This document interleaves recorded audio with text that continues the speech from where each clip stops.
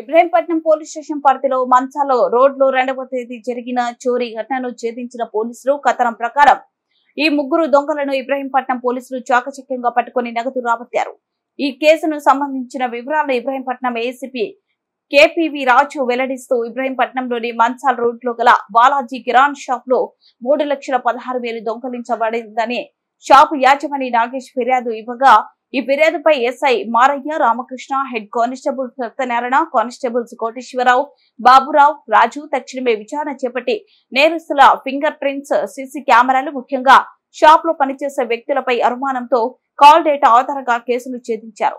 ఈ కేసును తక్కువ సమయంలో ఛేదించినటువంటి ఎస్ఐ మారయ్య సిబ్బందిని ఏసీపీ, సిఐ ప్రత్యేకంగా అభినందించి రివార్డులను అందజేశారు. ఈ కార్యక్రమంలో Ibrahimpatnam circle inspector B Satyanarayana, admin SI Maraiah, head constable Satyanarayana, constable Koteswararao, Baburao, Raju, police సిబ్బంది పాల్గొన్నారు. ఒక తులం బంగారు కాయను దాంట్లో పెట్టిపోతే గుర్తు తెలియని వ్యక్తులు అక్రమంగా బ్యాక్ నుంచి ప్రవేశించి తాళాలు పగలగొట్టి దాన్ని తీసుకెళ్లిపోయారనే దీని మీద ఫిర్యాదు ఇవ్వడం జరిగింది. వెంటనే స్థానిక ఇన్స్పెక్టర్ గారు, తర్వాత ఎస్ఐఆర్ అందరూ కూడా ఒక కేసు రిజిస్టర్ చేయడం జరిగింది. ట్రైన్ నెంబర్ 280/2024 కింద కేసు రిజిస్టర్ చేశారు. రిజిస్ట్రేషన్ వెంటనే ఆ రోజు నూతన రాష్ట్ర ఆవిర్భావ దినోత్సవం అనేప్పటికీ కూడా వీళ్ళు ఇమీడియట్గా యాక్ట్ చేసి సీన్కి వెళ్ళి సీన్లో ఉండే సాక్ష్యాలన్నీ కూడా సేకరించడం జరిగింది. అలాగే క్లూస్ టీమ్ కూడా ఇమీడియట్గా పిలిపించడం జరిగింది. ఇక్కడ ఫింగర్ ప్రింట్స్ అవన్నీ కూడా కలెక్ట్ చేయడం జరిగింది. అయితే ఈ దీంట్లో అన్నీ చేస్తున్న టైంలో ఆ రోజు రాత్రి జరిగిన టవర్ డంప్ అవన్నీ కూడా తీసుకొని ఎక్కడెక్కడ ఎంతమంది కాల్స్ మాట్లాడారు ఇవన్నీ కూడా విశ్లేషణ చాలా సమయం పట్టింది.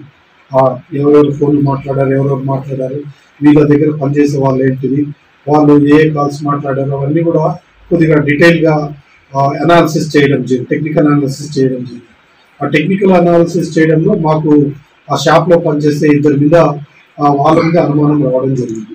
అనుమానం రావడంతో పాటు ఇంకోటి ఏంటంటే దాంట్లో వీళ్ళు ఒకే వ్యక్తికి ఫ్రీక్వెంట్గా కాల్స్ చేస్తున్నారు.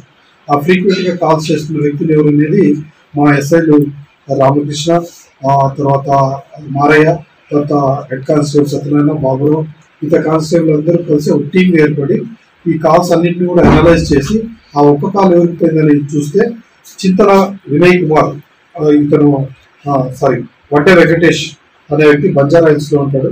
ఇతడు పాత నేరస్తుడే. ఇతడు బంజారా హిల్స్లో కూడా ఒక సెల్ ఫోన్ దొంగతనం కేసు ఉంది. అలాగే జడ్చర్లో కూడా ఒక బైక్ దొంగతనం కేసు ఉంది. ఈ రెండింటి చేసిన వ్యక్తి వాళ్ళ ఇతని సహకారం తీసుకొని 1వ తారీఖు రాత్రి ఈ మన ఊరికి వ్యాన్ తీసుకొని రావడం జరిగింది.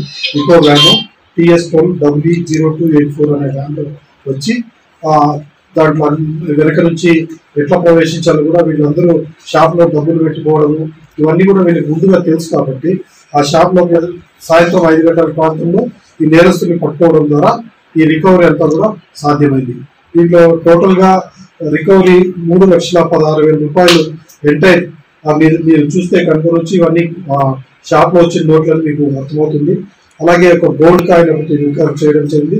మా దగ్గర వీళ్ళు ఈ నేరాని కోసం ఉపయోగించిన ఒక ఇంకో వ్యాన్ కూడా చేయడం జరిగింది. అలాగే వీళ్ళిద్దరు సెల్ ఫోన్లు కూడా ఈ దీంట్లో రికవరీ చేయడం జరిగింది.